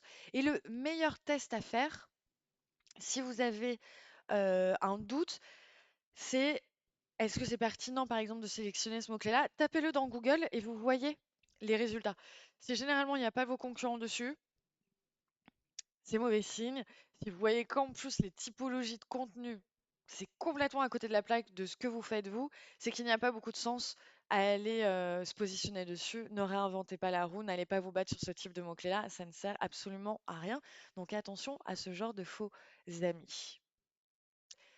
pour aller plus loin dans cette sélection de mots-clés, ce que je te propose, parce que là, tu es là en train de me suivre, en train de m'écouter avec un support slide, mais le but aussi, c'est que moi, je te fournisse toutes les ressources possibles pour que vraiment tu ressortes de ce moment de formation au top, bien capé, bien sur tes appuis, avec des connaissances, ok, j'ai compris, j'ai bien appréhendé, et surtout prêt à être dans l'action, tu vois. Et du coup, je te propose cette ressource-là directement disponible sur la page YouTube de Flair Agency qui s'appelle Comment choisir ses mots-clés. Heu, Ça veut pas dire que potentiellement je raconte, plus de choses, c'est juste que c'est un format différent. En plus, il y a les interactions des gens parce que c'est un live Twitch, donc du coup, ça peut t'aider aussi à, soulever, certaines interrogations que tu peux avoir et du coup, tu multiplies les formats, c'est gratuit et je trouvais ça cool de te le partager si tu veux en apprendre davantage et comme je disais, multiplier les formats. Mais justement, je parlais de questions tout à l'heure, de dire bah, c'est un format live Twitch et du coup, forcément, il y a notre communauté qui a posé différentes questions et ça peut aider à répondre aux tiennes. Je me suis dit que toi aussi, tu avais sans doute des questions et du coup, j'en ai répertorié qui sont mes incontournables de questions et je suis sûre que potentiellement, ça peut te servir à toi aussi. La question qu'on m'a le plus posée justement sur les mots-clés, c'est est-ce qu'il faut garder dans son listing de mots-clés les mots-clés sans volume de recherche? Je trouve que cette question est ultra pertinente. Effectivement, on a tendance à se dire à quoi ça sert de sélectionner des mots-clés s'ils ne sont pas recherchés. Good point, je m'incline. En effet, de ce principe-là, j'aurais tendance à dire non. Sauf qu'en fait, il faut les sélectionner. Parce qu'il y a plusieurs choses. Ça ne veut pas dire qu'ils ne sont pas pertinents. Ça veut potentiellement dire, et il faut bien quand même se rendre compte que Google, en tout cas, si tu te sers du Google Ads notamment et du Keyword Planner pour tes mots-clés et obtenir le volume de recherche, ce que je te recommande d'ailleurs, parce que c'est une source fiable, c'est Google. Il n'empêche que Google n'est pas infaillible et qu'à un bout d'un moment, ces listings ne sont pas forcément très à jour ou qu'ils ne sont pas très bien définis sur les volumes de recherche. En tout cas, la donnée, elle n'est pas encore remontée. Donc, du coup, potentiellement, en fait, il y a marqué 0 à côté de ton mot-clé, mais en tout cas, il l'a bien identifié parce que tu as vu, il te le ressort quand même dans l'outil. Mais en tout cas, il n'a pas cette data-là encore à disposition. Donc, ça ne veut pas dire que c'est pas pertinent. Donc, tu vois, il y a un piège dans lequel il ne faut pas tomber. Et c'est vrai que dans la longue traîne, donc les mots-clés dont tout à l'heure on a parlé, qui sont généralement donc une expression de longue traîne, c'est avec plusieurs mots, donc assez longs, très spécifiques, très précis. On va souvent avoir des volumes quasi nuls, voire zéro. Et pourtant, moi, je trouve ça hyper intéressant que tu le rajoutes dans ta liste de mots-clés, tes listes de mots-clés à travailler. Parce que généralement, ils sont donc certes peu requêtés, mais du coup, ça veut dire que c'est plus facile à se positionner dessus, il y a moins de concurrence. Donc, pour gravir les échelons un à un vers le mot-clé générique, c'est cool de commencer sur des requêtes moins concurrentielles. Donc, franchement, vas-y, parce que je te jure que tu ne te plantes pas en faisant ça. Certes, c'est pas là où tu vas faire fois 18 000 sur ton trafic, mais c'est comme ça que tu gravis les échelons et que tu fais quand même de la croissance au niveau de ton trafic. Et c'est surtout comme ça qu'en fait, au final, tu vas réussir à aller toper les mots-clés génériques. Car il faut pas se leurrer. En fait, tu n'arrives pas d'un seul coup du jour au lendemain sur le mot-clé générique sans avoir travaillé toute la longue traîne autour de ce mot-clé générique. Donc, c'est indispensable de travailler quand même cette typologie de mots-clés. Donc, tu vois, finalement, garder des mots-clés sans volume de recherche, je dis oui, parce qu'il y a toujours un intérêt. Si tu trouves que ce mot-clé, de toute façon, te correspond bien, te définit bien et hyper aligné avec ton secteur d'activité, ne te pose pas de questions, tu prends. Ne te focus pas uniquement sur le volume de recherche, ce serait une erreur et potentiellement un piège dans lequel tu tomberais. Deuxième question, quels sont les principaux KPI à regarder pour juger de la pertinence d'un mot-clé? Effectivement, il y a déjà des éléments de réponse que je t'ai donnés. C'est-à-dire que à travers l'intention de recherche, ça peut ajouter, comme je te le disais, de l'intelligence derrière ce mot-clé, du contexte et donc une valeur. Mais il y a aussi des KPI chiffrés qui peuvent donner de la valeur à ton mot-clé. Moi, ce que je te conseille d'avoir toujours sous le coude, ou en tout cas d'avoir regardé quand tu sélectionnes ton mot-clé, Bien entendu, c'est le volume de recherche. Ça, je suis sûre que tu connais, tu en as déjà entendu parler. C'est donc le nombre de fois où l'internaute va rechercher, ou les internautes, pardon, vont rechercher le mot-clé par mois. C'est du mensuel, hein, le volume de recherche, il est toujours mensuel. Après, c'est l'indice de difficulté. Effectivement, à travers différents outils, je t'ai cité tout à l'heure Ahref, SEMrush, tu vas retrouver à côté de ton mot-clé un indicateur. Et cet indicateur, alors, il est un peu flou, moi j'en suis pas ultra fan tout le temps parce qu'en fait, c'est des critères que eux ils prennent en compte et blablabla. Ils en font une tambouille et boum, ils te balancent un score. Alors du coup, vu que c'est un peu flou sur les calculs, c'est pour ça que j'aime pas toujours l'avoir, mais ça peut être un indicateur quand même, ça peut t'aider sur un premier choix comme ça pour faire un petit peu du ménage, ça peut t'aider à donner une valeur à ton mot-clé. La puissance concurrentielle, qu'est-ce que c'est? Je te l'ai bien mis entre parenthèses, c'est le nombre de résultats qui se positionnent dans les pages de résultats. Donc, par exemple, sur le mot-clé, tu tapes un mot-clé et tu vas voir en cliquant sur Outils sur la page de résultats, donc sur le bouton tout à droite, il va t'afficher un chiffre. Et en fait, c'est le nombre d'acteurs, de pages qui se positionnent sur ce mot-clé-là. T'imagines que plus c'est élevé et plus il y a des gens qui essaient de se positionner dessus et plus il y a de résultats à indexer. Moins il y a de résultats, plus c'est facile à se positionner dessus parce que moins de personnes ont pris la parole. Donc c'est un super indicateur, je trouve, pour se dire, tiens, quel est le taux d'effort et quelle est la pertinence derrière ce mot-clé-là que je vais pouvoir sélectionner. Ensuite, tu as le CPC. On en a parlé tout à l'heure, je ne reviendrai pas dessus. C'est très du côté du ads, mais franchement, en SEO, c'est un très bon indicateur aussi à utiliser pour voir aussi l'esprit concurrentiel qu'il peut y avoir derrière ce mot-clé. Forcément, plus le coût est élevé, plus la concurrence est élevée. Rappelons-le, CPC, ça veut dire coût par clic. Ensuite, tu as un très bon indicateur, donc là qui est plus contextualisé, c'est vraiment les types de résultats qui se positionnent sur le mot-clé. C'est toujours intéressant pour donner de la valeur à ton mot-clé, de voir est-ce que c'est un mot-clé sur lequel il y a beaucoup de vidéos qui se positionnent dessus? Est-ce que j'ai beaucoup de gros sites qui se positionnent dessus? Est-ce que j'ai de l'image qui se positionne dessus? Quelle typologie aussi de contenu? Il peut y avoir. Donc ça donne aussi de la valeur parce que tu recontextualises ton mot-clé et du coup, tu commences à définir la stratégie SEO qu'il va falloir dessus. Si tu vois en toute logique, si tu vois qu'il y a beaucoup de vidéos, c'est que la vidéo est très appréciée sur ce contenu-là, sur cette requête-là, pardon. Donc du coup, potentiellement, ça peut être pertinent aussi pour toi de créer de la vidéo. En tout cas, c'est un format qui est plébiscité. Donc tu vois, ça rajoute de la pertinence à ton mot-clé. Et comme je l'ai dit tout à l'heure, sur l'intention de recherche, je trouve que ça donne beaucoup d'intelligence autour de ton mot-clé. Donc, surtout, n'hésite pas à le mettre dans ton fichier, un peu de suivi, justement, de recontextualiser ton mot-clé et savoir plus si c'est transactionnel, informationnel, navigationnel. C'est ultra intéressant.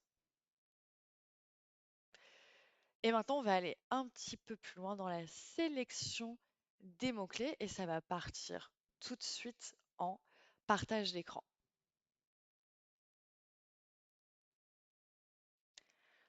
Donc là, tu es sur ton tableau avec tes KPI sur les 12 derniers mois. Euh, Décoche impression et CTR moyen. Là, ce qui va m'intéresser, c'est vraiment les clics et la position moyenne. Et surtout, c'est que tu te focuses uniquement sur les requêtes. Tu as compris, moi, mon focus là, en ce moment, avec toi, c'est le travail autour des mots-clés. Peu importe les pages, je veux les mots-clés. Et ce rapport-là, tu vas l'exporter. Comme ça, tu vas avoir une colonne avec tes requêtes et une autre colonne avec, enfin, des autres colonnes, plutôt avec tes clics et tes positions. Je reviens tout de suite, je te montre ce que ça peut donner effectivement au niveau de l'export. Donc tu vois, là j'ai exporté le fameux rapport que je t'ai montré juste avant. J'ai supprimé les colonnes qui ne m'intéressaient pas pour rester focus sur les requêtes et les positions. Et là, ce que je veux que tu fasses, c'est de filtrer uniquement sur les positions qui sont entre 5 et on va dire 35. Ok, donc tu me sélectionnes tout. Alors potentiellement, toi, tu en as beaucoup plus. Comme je t'ai dit, là, c'est un site un peu bancal. C'est vraiment littéralement un exemple. Toi, tu auras potentiellement, je l'espère, plus de cases à cocher. Mais garde cette règle entre 5 et 35, c'est très bien. Hop, tu appuies sur OK et tu arrives sur une sélection de mots-clés filtrés, donc sur ce type de positionnement. Pourquoi je te demande de filtrer sur de 5 à 35? Parce que D'une, donc pourquoi c'est intéressant d'être sur la Google Search Console pour la sélection des mots-clés et vraiment pour construire une stratégie autour de la sélection des mots-clés, sur quels mots-clés stratégiques je veux me positionner, parce que du coup, c'est des mots-clés sur lesquels tu es déjà positionné. Donc, ça facilite le boulot. Parce que potentiellement, bah, c'est pas potentiellement, même c'est sûr, Google t'a déjà identifié et maintenant, il faut faire des efforts supplémentaires pour grappiller des positions. Et donc, c'est ça qui est intéressant, c'est que là, j'ai sélectionné uniquement des mots-clés qui sont plutôt euh, fin de première page et littéralement sur la troisième ouais, ou la quatrième. Peut-être vu un peu large sur le 35. Cette même méthode peut très bien aller jusqu'à 20 ou 25. Et du coup, en fait, c'est des mots-clés qui ont un potentiel énorme parce que c'est des mots-clés sur lesquels tu es déjà positionné et sur lesquels déjà tu n'es pas trop loin non plus d'avoir des positions qui commencent à te rapporter du trafic. Donc du coup, si tu bosses ces mots-clés-là de manière consciencieuse, en fait, c'est des mots-clés sur lesquels tu arriveras beaucoup plus à avoir des performances que sur des nouveaux mots-clés, par exemple. Donc c'est pour ça que dans ta liste de mots-clés, c'est indispensable de penser aussi aux mots-clés sur lesquels tu es déjà positionné et moi, je choisis cette méthode-là de sélectionner des mots-clés sur lesquels tu es bof positionné. Bah, ça ira beaucoup plus vite en termes de performance si ces mots-clés-là, tu les travailles en priorité. Donc, bien entendu, ça se trouve, il y a des mots-clés qui vont pas t'intéresser. Donc, tu sélectionnes les mots-clés qui te semblent pertinents. Par exemple, moi, de ce que j'ai là sur l'export, je trouve que le CBD articulation est ultra intéressant. Tiens, tout le côté sur les bienfaits au niveau des articulations, c'est quelque chose à pousser. C'est une requête qui est directement liée à mon secteur sur lequel je peux apporter de l'expertise et du conseil. Donc, je m'imagine très bien comment je vais pouvoir augmenter mon positionnement sur ce sujet-là. Pareil sur les lois du CBD. Là, pour le coup, l'exemple est pour 2024, mais en vrai, il faut se dire que c'est un sujet au niveau des lois et de la réglementation qui intéresse mon audience. Donc, c'est intéressant aussi que, à un moment, je mentionne l'actualité parce que je suis un acteur dans ce secteur et que c'est ce type d'information-là aussi qu'attend mon audience, que je les alimente en termes d'actualité. Donc, ça, c'est ultra intéressant parce que dès que je vais me mettre à bosser dessus, je te jure, au bout de, allez, 2 semaines, et après, tu auras des paliers. Au bout de 2 semaines, tu vas voir des premiers changements. Au bout d'un mois, tu vas voir vraiment une croissance. Et c'est quelque chose qui va s'installer dans le temps si tu as bien fait les choses. Donc, du coup, sélectionne des mots-clés. Donc, vraiment, là, on est sur un point beaucoup plus stratégique de la formation, mais sélectionne des mots-clés sur lesquels tu es déjà positionné, permet d'accélérer effectivement ta visibilité et, in fine, ton trafic et ton business. Autre méthode pour aller un peu plus loin sur la sélection de mots-clés. Tout à l'heure, je t'ai parlé des concurrents qui étaient une super source pour aller chercher des mots-clés. Pour le coup, je te rassure, j'ai pas changé d'avis. Mais là, je vais rentrer plus concrètement sur les stratégies à adopter pour sélectionner les bons mots-clés, notamment en t'inspirant des concurrents. Il y a deux techniques. La première, je voulais te donner l'exemple de SEMrush. La même fonctionnalité existe sur Ahrefs, donc des gros outils. Comme ça, ce qui permet d'avoir la vue sur une fonctionnalité ultra puissante au niveau des concurrents et notamment à travers ce type d'outils-là. C'est vrai que SEMrush est très présent chez l'annonceur, donc potentiellement, tu peux l'avoir aussi à disposition. Et donc, on découvre ensemble cette fonctionnalité. La deuxième technique dont je vais te parler immédiatement parce que elle est claire comme de l'eau de roche, celle-ci, il n'y a pas besoin de démonstration, mais on l'oublie trop souvent, c'est d'utiliser les SERP. Effectivement, quand vous n'êtes pas sûr d'un mot-clé ou quand vous voulez en apprendre plus sur ce mot-clé-là pour se demander si c'est vraiment stratégique d'aller se positionner dessus et donc de le sélectionner pour sa stratégie SEO, en fait, il n'y a pas meilleure méthode, et en tout cas, moi, je l'utilise tout le temps, cette méthode-là, c'est de taper le mot-clé dans la page de résultats. Ce qui te permet de voir comment, bah, plutôt que comment, c'est analyser finalement les premiers résultats sur ce mot-clé-là. Car, soyons honnêtes, ne perds pas de temps à aller analyser les pages de tes concurrents qui sont plutôt en fin de première page ou début de deuxième page. Il faut dire que c'est les premiers résultats qui généralement sont les meilleurs. En tout cas, si Google fait correctement son boulot, ça veut dire que c'est eux les plus pertinents. Donc, va chercher les bonnes pratiques chez eux et t'embête pas avec le reste. Donc, généralement, analyse les trois, quatre premiers résultats qui se positionnent sur le mot-clé qui t'intéresse. Et de là, tu vas regarder plusieurs choses. Tu vas regarder le titre qui s'affiche dans la page de résultats, comment il est construit, quel vocabulaire est utile, est utilisé. Ça peut t'aider aussi à enrichir ton champ lexical sur lequel tu veux te positionner. Dites-vous bien qu'à un bout d'un moment, il n'y a pas de entourloupe. Il n'y a pas de, il y a pas de miracle. S'ils ont utilisé ces termes-là pour s'ils ont utilisé ces termes-là et qu'ils se retrouvent positionnés ici, c'est que potentiellement, c'est les bons termes à utiliser pour cette audience-là et que Google apprécie. Donc, essaie pas de réinventer la roue. Franchement, je te conseille fort de t'inspirer de ce qui est fait à ce niveau-là. Regarde aussi, clique sur le résultat et regarde aussi comment est construite la page. Quelle typologie de page?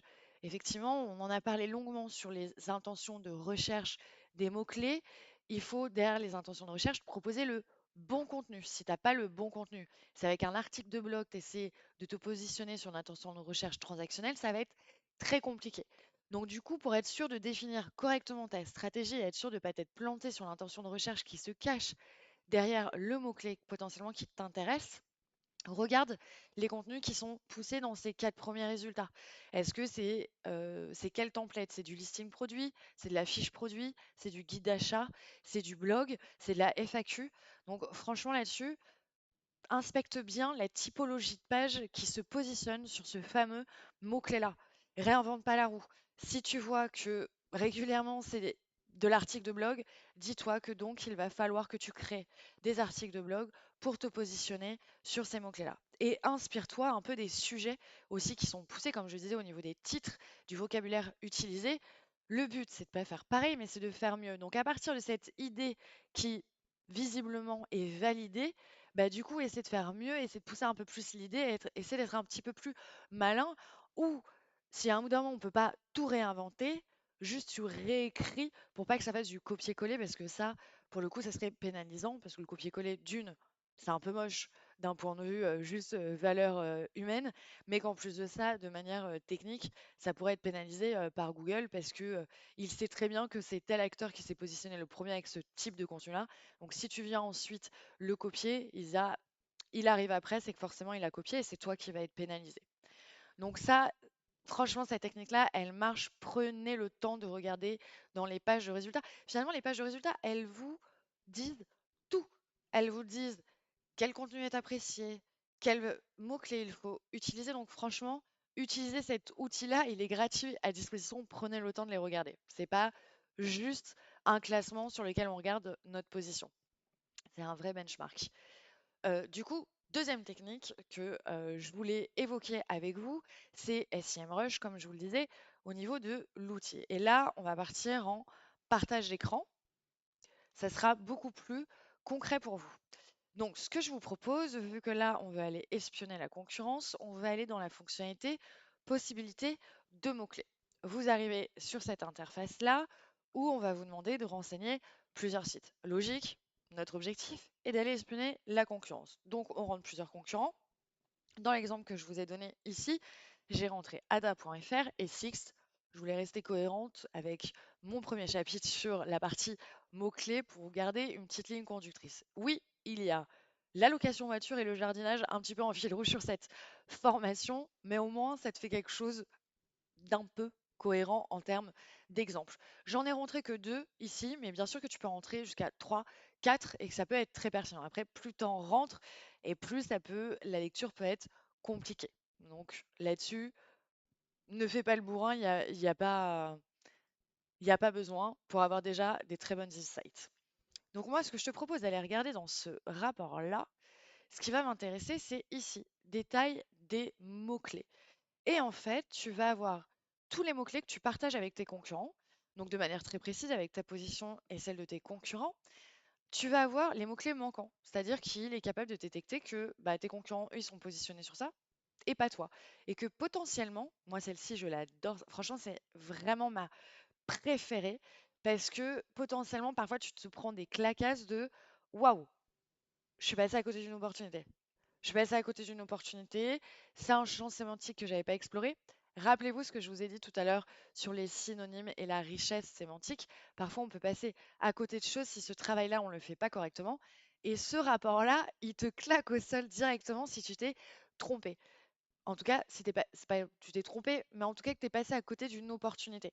Donc franchement, la partie manquant, elle est canon. Moi, je te la recommande 1000 fois d'aller regarder cette fonctionnalité-là parce que tu peux dire, ah, shit, j'aurais dû me positionner là-dessus, moi aussi. C'est pas grave, maintenant tu le sais, vas-y, tu fonces et tu sélectionnes ce mot-clé pour ta stratégie SEO.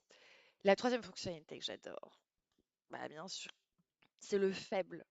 C'est le faible, c'est-à-dire que potentiellement, tu es positionné dessus, mais pas très très haut dans les pages de résultats et pas une très bonne position. Donc, il va falloir faire un effort.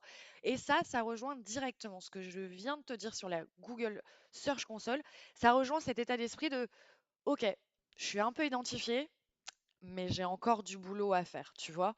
Et du coup, moi, j'adore ce rapport-là qui vient compléter ce que tu peux avoir sur la Google Search Console. C'est toujours bien de utiliser plusieurs sources pour effectivement avoir une view assez macro et vraiment concrète de tes performances et du coup de pouvoir prendre des décisions sur ta stratégie SEO.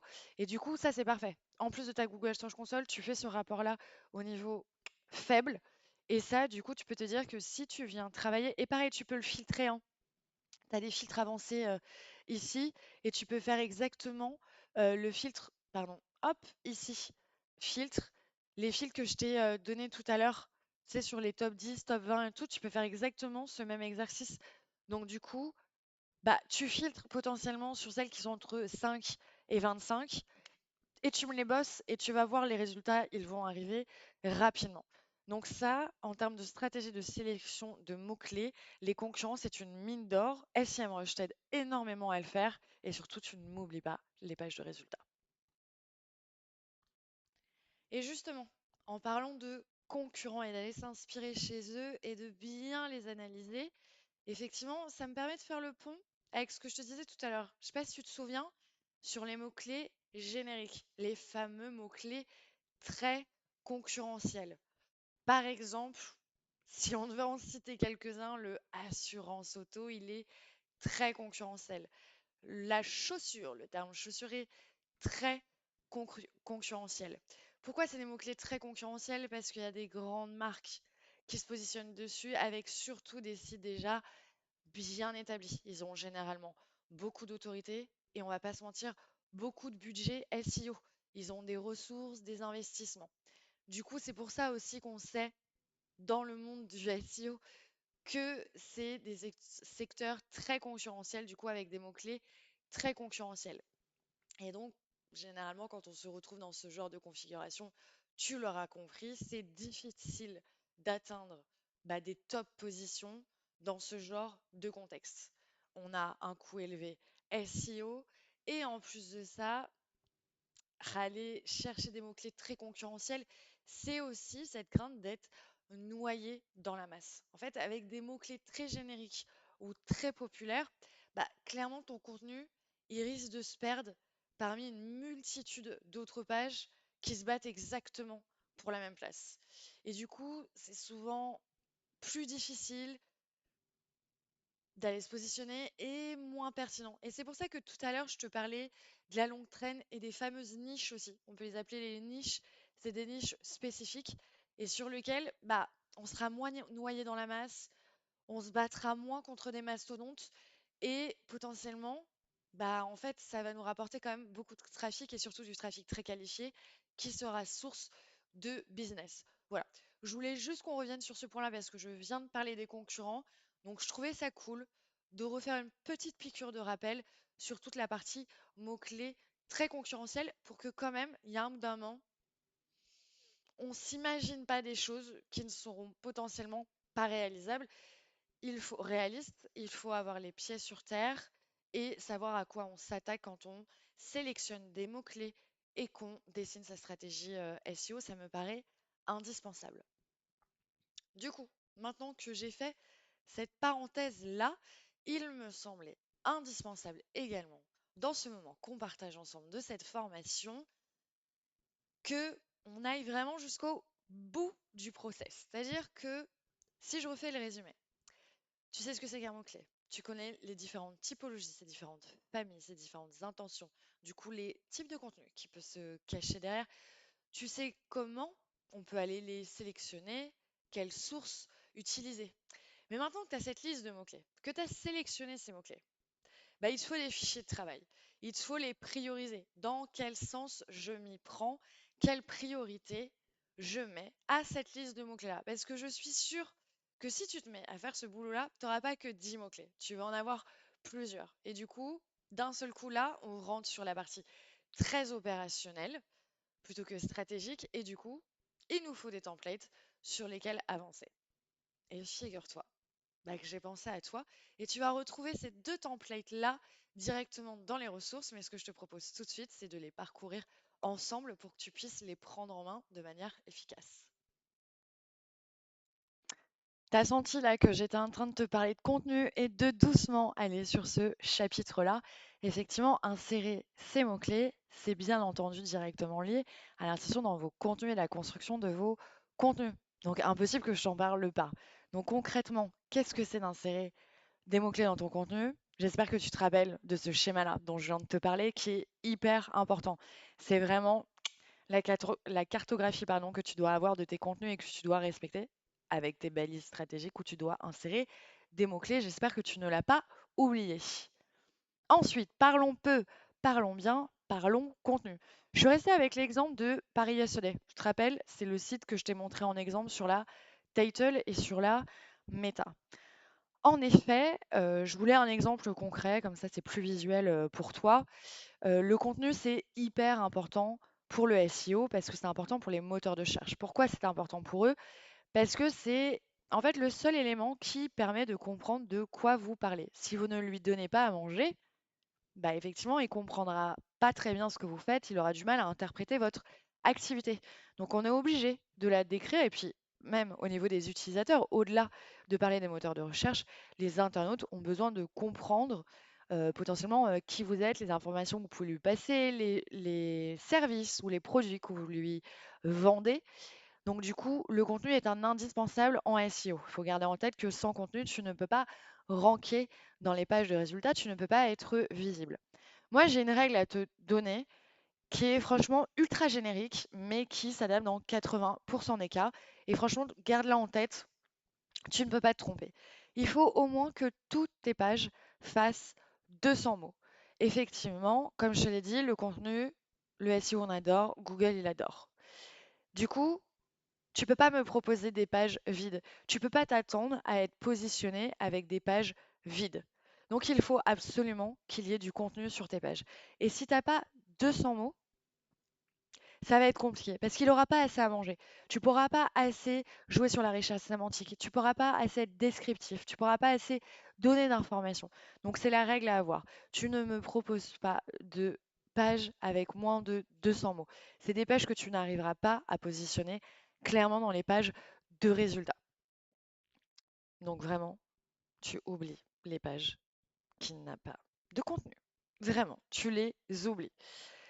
Faut que ce contenu soit unique. Tu te rappelles ce que je te disais tout à l'heure sur la partie H1, title? Bah, il faut pas qu'il y ait plusieurs pages avec le même H1 et le même title car ça n'a pas de sens. En fait, si tu te retrouves avec de la duplication, c'est que potentiellement, tu as mal fait ton site. Pourquoi il y a plusieurs pages qui parlent du même sujet? Ce n'est pas cohérent ni pour les utilisateurs, ni pour Google. Et résultat, il te pénalise. Du coup, c'est la même logique avec ton contenu. Ton contenu doit être unique. Ne répète pas la même chose sur plusieurs de tes pages, s'il te plaît. Ça veut dire que sinon, tu n'apportes pas une information supplémentaire aux internautes et donc que ta page n'a pas l'intérêt d'exister. Si elle n'a pas intérêt d'exister, elle n'a pas intérêt à être dans les pages de résultats pour Google. C'est aussi simple que ça. Donc, on propose du contenu unique sur chacune des pages. Et même si le contenu n'est pas une balise stratégique, il est un espace stratégique, bien entendu, pour les mots-clés. Donc, du coup, toute ta sélection de mots-clés et tout le savoir que tu as eu sur les mots-clés et le fait de travailler ces mots-clés-là par priorisation et avoir un plan d'action clair, en fait, là où tu vas pouvoir le plus exprimer cette stratégie de mots-clés, c'est à travers ton contenu. Donc, ton contenu doit toujours cibler des mots-clés. Donc, ce qu'il faut, c'est que par page, tu aies un mot-clé principal et des mots-clés secondaires qui sont généralement ceux qui sont directement connectés sur la richesse sémantique et qui peuvent être un peu plus longue traîne. Donc là-dessus, c'est vraiment la règle que tu dois avoir en tête. Un contenu, un mot-clé principal, pas de duplication et toujours des contenus sur toutes les pages que tu fais et ainsi tu pourras être visible. Et pourquoi moi je t'embête là à te dire que le contenu est primordial et que s'il n'y a pas de contenu sur tes pages, tu auras du mal, et je parle vraiment de contenu aussi textuel, hein. C'est pas là, on est sur du contenu textuel, on n'est pas sur juste du listing produit. On parle vraiment de contenu textuel. Et si je t'embête avec ça aujourd'hui, c'est qu'en fait, le nombre de mots et vraiment le contenu, c'est hyper important. Ça fait partie des critères pour te positionner. La preuve, là, c'est un exemple d'un crawler, donc un outil SEO qui permet de scanner tout le site d'un point de vue technique et tu vois, il y a ce genre de graphique-là qui dit le nombre de pages qui comportent tant de mots. Et donc, qui te fait comme ça des paliers. Donc, c'est dire l'importance qu'a le nombre de mots. On se parle vraiment de quantité de mots. La quantité est importante pour Google. Si tu me dis, bah, j'ai fait du contenu, j'ai fait 2 phrases, c'est un peu léger. Tu peux pas, tu peux pas vouloir te positionner en prenant la parole uniquement sur 2 phrases. Ça fait un peu léger pour ta légitimité et pour les informations que tu fournis à tes internautes. Donc au moins là, tu as les paliers qui sont importants. Tu vois, quand je te disais 200 mots, franchement, j'ai pas poussé fort, c'est vraiment un basique.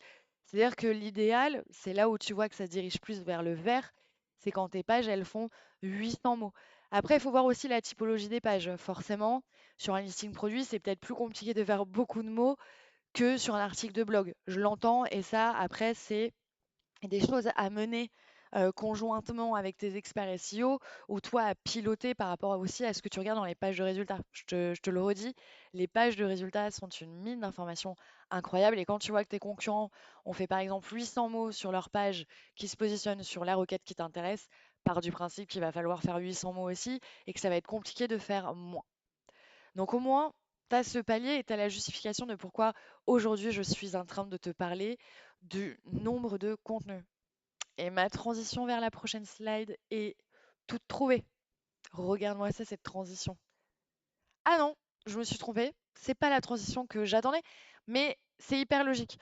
Tout à l'heure, je te disais que c'est hyper logique. J'adore. Je m'auto-félicite de cet enchaînement un peu loupé, mais tu comprendras qu'il y a une cohérence dans le message que j'essaie de te faire passer.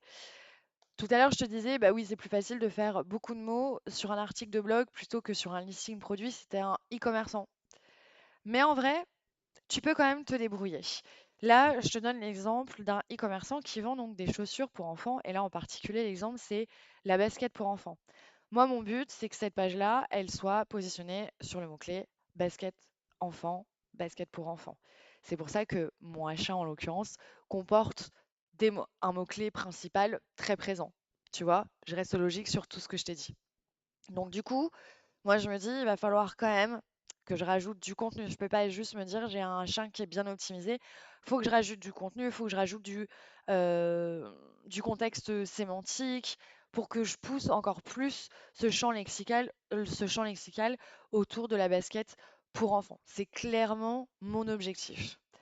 Du coup, j'ai développé du contenu. Et tu vois, en fait, j'ai un petit voire plus qui me permet de ne pas baisser ce listing produit, donc de ne pas interférer sur le fait que bah, on voit les produits à acheter et donc ça reste hyper visible pour l'internaute, ça ne gêne pas et donc l'acte d'achat n'est pas gêné par ça. Et c'est juste que en cliquant sur le voir plus, boum, j'ai du contenu qui apparaît. Tu le vois, il y a du mot-clé en gras. Ça parle des baskets garçons, des baskets filles, des baskets tendance. Tu vois, de la semelle, de la chaussure souple, parce qu'en l'occurrence, c'est la spécificité de ce site. Donc, on reste sur ce champ sémantique qu'on nourrit à travers ce contenu-là. Et ça permet à Google et aux moteurs de recherche d'avoir du grain à moudre et de comprendre exactement de quoi parle votre page. Parce que c'est pas juste en mettant un listing que ça suffit.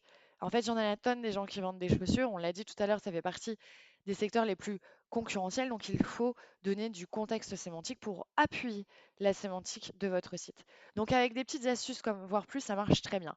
Et là, tu vas me dire, mais ce contenu-là, il est fait pour des internautes ou pour Google? Je vais te répondre très honnêtement, il est plutôt fait pour Google. Très clairement, il n'y a pas beaucoup d'internautes qui cliquent sur le voir plus, mais en tout cas, moi, ce que je sais, c'est que mes internautes, ils arrivent en masse sur cette page-là parce que j'ai créé ce contenu pour répondre aux guidelines de Google et pour être sûr qu'ils comprennent bien le mot-clé sur lequel je veux me positionner. Mais après tout, les gens qui cliquent sur voir plus, c'est pas des. J'ai pas honte de ce contenu-là. Pareil, le contenu doit rester français, bien orthographié. C'est juste qu'il est très simple, il n'y a pas de plume particulière. On est plutôt sur quelque chose de très descriptif et à orientation SEO. Mais du coup, je trouve pas ça gênant parce que moi, mes internautes, ils arrivent à trouver leur bonheur parce que j'ai fait ce contenu-là, qui est effectivement à destination de Google, mais dont je n'ai pas honte et qui n'entache pas effectivement votre image de marque parce que ça reste tout à fait acceptable comme qualité de contenu. Et là, je te jure que j'ai une super transition parce que j'ai évoqué deux termes, la qualité de contenu et la quantité de contenu. Et je voulais te partager justement cette ressource-là hyper complète et qui fait effectivement, qui soulève. Alors attends, hop, tu vois, je vais faire en sorte que tu vois le titre en entier. Tac. La battle des contenus SEO. Effectivement, c'est une question qui revient souvent et c'est peut-être une question que toi tu te poses. Est-ce qu'il faut privilégier la qualité de mes contenus ou la quantité de contenu à produire? Et pour le coup, j'ai proposé un live spécifique sur ce sujet-là et qui dit live dit communauté qui a réagi. Donc en plus, tu as le point de vue de différents experts potentiellement. Et tout ce que je peux te dire, là, si je devais résumer mon live en quelques phrases, même si va le découvrir parce qu'en plus, c'est un format qui est dynamique, qui diffère du format formation. Donc, c'est pour ça que moi aussi, je suis contente de te proposer ce contenu-là parce qu'au moins, ça te fait différents formats à découvrir et qui te permettent d'en apprendre encore plus parce que tu as une consommation qui est différente et donc, du coup, peut-être que ça s'imprime un petit peu mieux. Mais si je peux te résumer du coup mon live, c'est que aujourd'hui, il y a certains mots-clés. Si tu ne fais pas assez de quantité, de toute façon, tu n'arriveras pas à te positionner dessus. La- Le critère de quantité est hyper important. Mais effectivement, on en parle peu. On a toujours un peu honte de parler de quantité de contenu parce qu'on s'imagine quelque chose produit en masse et d'un peu crado. Or aujourd'hui, avec l'IA, l'automatisation, on peut faire de la masse tout en gardant une qualité de contenu tout à fait convenable. Effectivement, quand on fait de la masse, on va être sur quelque chose d'assez simple, comme je le disais tout à l'heure, mais ça n'empêche pas que ça soit bien orthographié, qu'il y ait des règles d'écriture au niveau de votre marque, notamment au niveau de la citation de votre marque. Si vous avez des baselines ou des choses des petits slogans qu'il faut répéter, ça c'est tout à fait possible. Ça reste avec une bonne syntaxe, ça reste avec des contenus qui sont construits avec de la mise en gras qui facilite la lecture. Mais ça, c'est des basiques de qualité. Donc, effectivement, on peut faire maintenant de la masse avec cette qualité-là, très basique, mais très convenable. Mais encore une fois, tu te rappelles tout à l'heure quand je te parlais de mots-clés génériques ou de secteurs ultra concurrentiels, si tu ne fais pas un bout d'un moment de quantité, de volume, ça ne marchera pas. Parce qu'il y a quelque chose que Google ne vous le dit pas. Et pourtant, quand tu analyses les SERP, et crois-moi, au bout de 10 ans d'expérience, j'en suis persuadée, c'est que le volume, il adore. Sauf qu'il peut pas trop le dire parce qu'il a peur que du coup tu fasses du crado et que deviennes un peu spammy avec des textes de qualité très moyenne. Donc il n'appuie pas sur ce critère-là, il ne communique pas beaucoup dessus. Et c'est pour ça qu'ils, eux, à l'inverse, communiquent beaucoup sur le côté qualité. Mais la qualité, c'est bien, mais la quantité est indispensable sur certains mots-clés stratégiques. Je te laisse regarder ce live-là. J'ai donné l'exemple notamment du site Typologie à travers le carnet de Teddy Bear, donc deux acteurs à très forte notoriété et qui sont des gros mastodontes en SEO et qui ont une très belle stratégie. Et j'ai donné cet exemple-là pour illustrer mon propos. J'ai hâte que tu me dises ce que tu en penses. Du coup, la formation touche bientôt à sa fin et je te retrouve tout de suite pour la conclusion.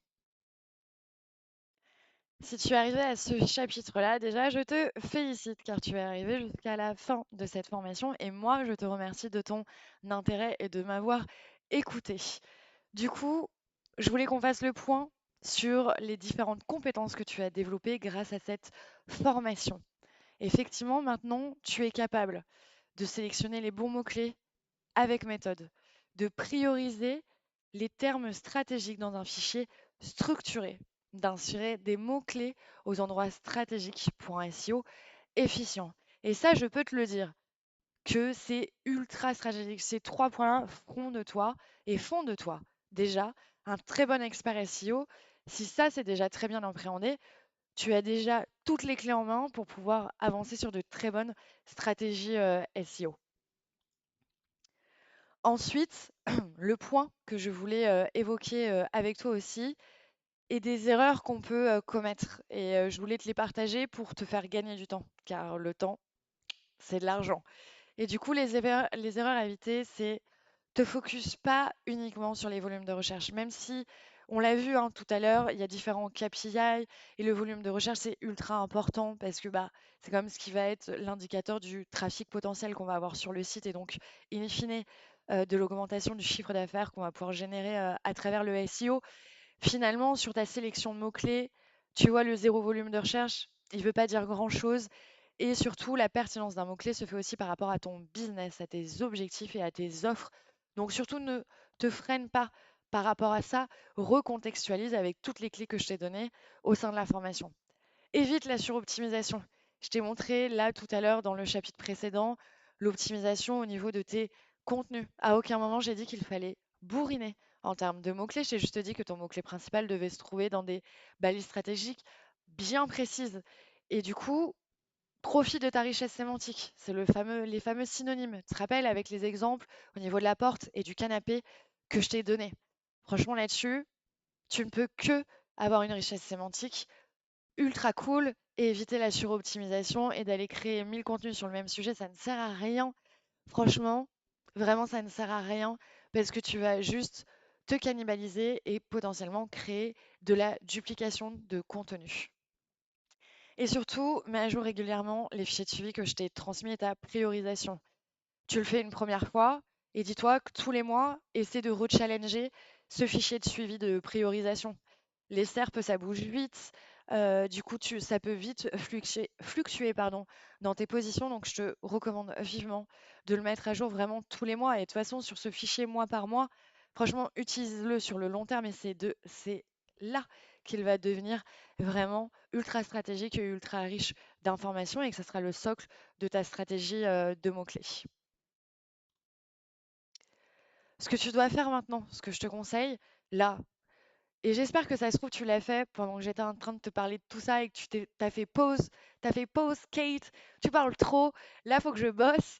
Et ce que je te conseille, soit tu l'as fait pendant que je bossais, pardon, oui, je bosse pendant cette formation, ou soit je te conseille de le faire maintenant. Effectivement, crée ton listing de mots-clés avec toutes les intentions de recherche que je t'ai citées.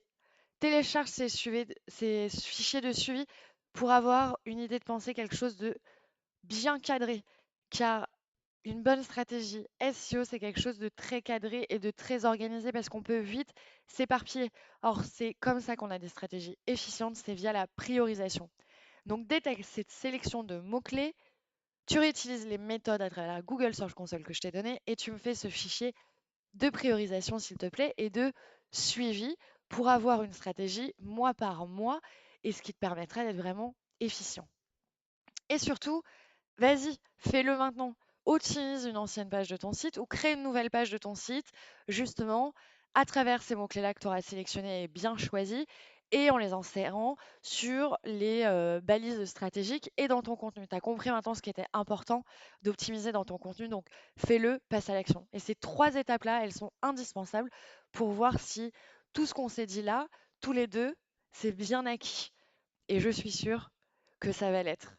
Bon courage sur ces 3 étapes-là, mais c'est indispensable pour vivre justement cette belle expertise SEO et avoir des résultats surtout. Moi, j'étais très heureuse de te donner cette formation. Merci pour ton écoute. Merci encore une fois de ton intérêt. Je vous remercie 1000 fois de nous avoir choisis pour cette formation qui nous tient à cœur parce que pour nous, c'est des basiques, mais c'est des basiques qui sont souvent mal appréhendées.